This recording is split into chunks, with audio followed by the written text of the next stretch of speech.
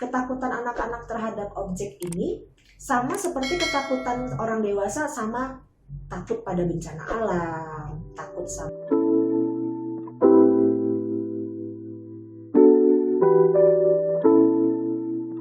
anak pemberani, anak terlindungi. Kenapa anak nggak boleh dibiarkan tumbuh jadi anak penakut ya kami ya? Kalau yang kita tahunya penakut-penakut itu kan ditakutin hantu.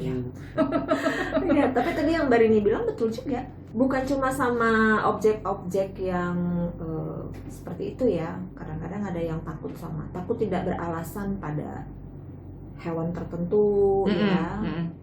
Takut tidak beralasan pada polisi, tentara, dokter ya kan.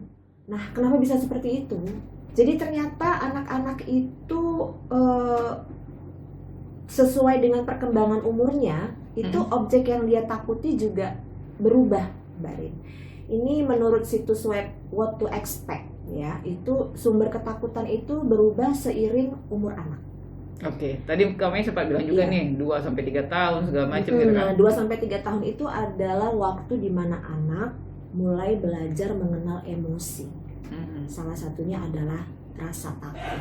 Kan ada banyak emosi ya, rasa marah, rasa sedih, rasa senang, termasuk rasa takut. Nah, jadi seharusnya pada usia 2-3 tahun ini orang tua harus sadar mereka punya peranan yang lebih besar, tanggung jawab yang lebih besar untuk mengajarkan anak mengenali emosinya.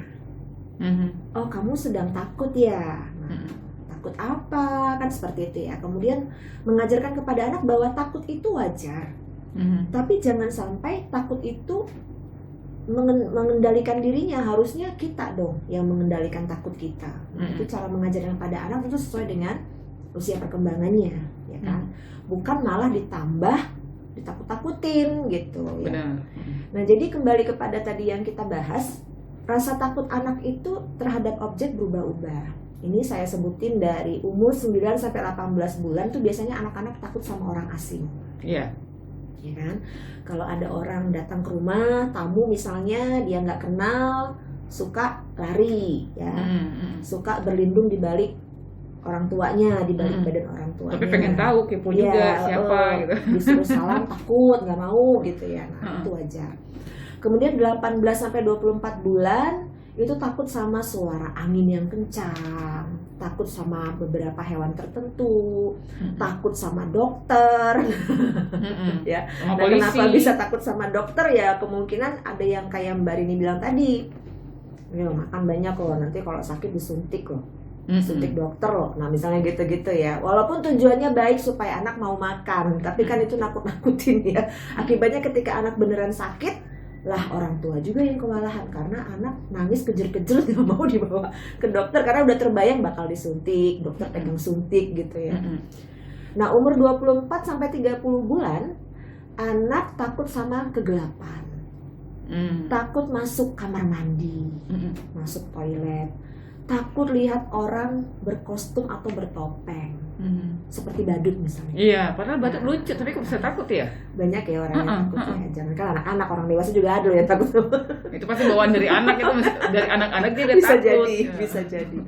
Kemudian 30-36 bulan anak-anak takut sama makhluk khayalan.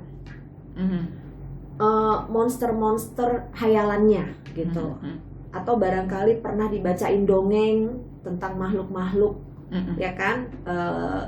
Disebutin nanti makhluknya giginya tajam-tajam, panjang, kukunya panjang, ya kan, matanya merah gitu. Dia langsung berimajinasi dong ya? Berimajinasi, karena kan usia anak-anak itu usianya berimajinasi gitu ya. Akhirnya dia takut sendiri, takut jatuh, takut terluka, takut sama bahaya.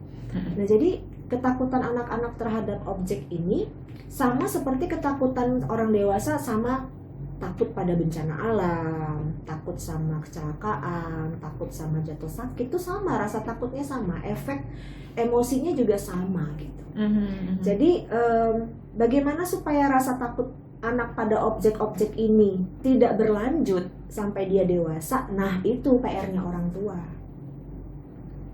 Gimana supaya si anak ini kan tadi misalnya nih contohnya 9-18 bulan anak-anak takut sama orang asing. Jangan sampai dia besar nanti pun setiap ketemu orang baru takut gitu.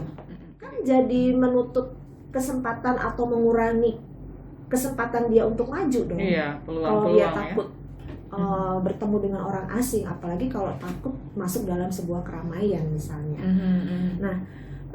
Bagaimana orang tua bisa mengajarkan kepada anak cara mengendalikan takutnya pada orang asing, bagaimana cara dia mengatasi rasa takut itu, bagaimana dia belajar mempercayai orang asing tanpa harus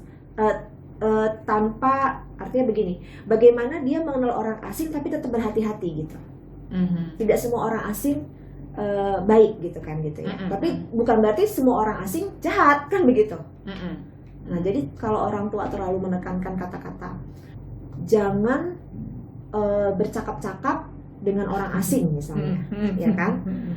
Kalau itu tidak dikasih alasannya, kenapa dia begitu, dia akan menganggap semua orang asing jahat dong. Akibatnya dia juga tidak bisa berempati sama orang asing misalnya sama orang yang susah, misalnya seperti itu ya. Dianggap jahat semua gitu. PR orang tua sebenarnya kembali kepada tema Hari Anak ya, Anak Terlindungi Indonesia Maju, itu bagaimana supaya anak-anak merasa dilindungi sehingga tidak perlu takut yang berlebihan. Karena sebenarnya sifat takut pada anak itu pada porsi yang tepat itu juga perlu Mbak Rin, supaya mereka berhati-hati. Tapi kan bukan berarti rasa takutnya itu sampai membuat dia malah berhenti, tidak berani melakukan apa-apa. Gitu kan rugi gitu ya. Kenapa anak-anak kok bisa jadi penakut? Apakah ada pengaruh sama orang tua atau ada pengaruh sama hal lain gitu ya?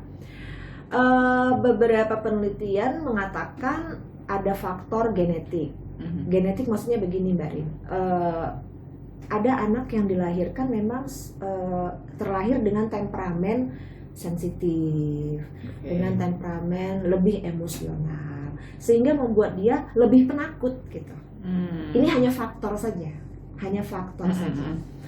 Kemudian ada juga karena punya pengalaman yang menakutkan.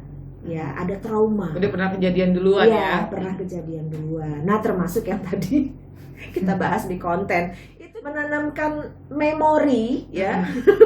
Berarti memori. Suara ketawa yang seperti Betul, ini, suara kemudian ketawanya Mbak Kunti ini gitu kamar kan? yang gelap, yang tadinya anaknya mungkin Cuek aja. gelap, cuek aja, jadinya takut gitu kan ya. Nah, itu bisa jadi itu. Tapi orang tuanya nggak lari mungkin nggak takut juga kali dia ya? Enggak, belum tentu takut karena ada orang tua di situ kan. Nah, itu. Jadi memang ini kan konten dibuat memang sengaja nakut-nakutin. Nah, gitu. Emang sengaja mau lihat anaknya takut dan itu lucu buat orang tuanya gitu. Ini awas orang tuanya tak subit ya. Tadi kan Mbak Rini nanya ya, apakah ada hubungannya sama pola asuh orang tua? Ya tentu ada. Ya, misalnya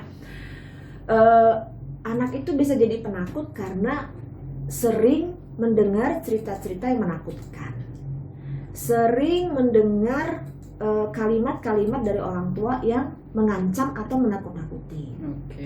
Ya misalnya nih orang tua lagi di teras ngobrol-ngobrol, terus anaknya masuk ke dalam. Mungkin orang tua khawatir aja nih anaknya ke dalam kenapa karena mereka lagi di depan.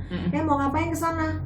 Gitu kan. Ada hantu. Takut nanti kalau ke dapur pegang-pegang pisau atau apa segala macam, atau nanti pegang piring jatuh pecah kena beling gitu, mungkin ya kekhawatiran orang tua ya. Tapi kalimatnya salah gitu. Ngapain ke sana sendirian? Awas ada hantu loh. Nah, supaya anaknya balik lagi ke depan gitu ya kan. Nah, atau hal-hal yang lain yang kalimat-kalimat yang bikin anak takut gitu, atau cerita-cerita yang memang cerita serem, misalnya di depan anak nih lupa kalau anak masih kecil, terus cerita pengalaman teman, pengalaman sendiri, si anak dengerin gitu kan, jadi ikut takut. Pasti bisa diubah dong kami. Bisa. Oke, gimana caranya mengubah anak penakut menjadi anak pemberani? Iya. 10-12 bersama Karin Kerhandira akan kembali sesaat lagi.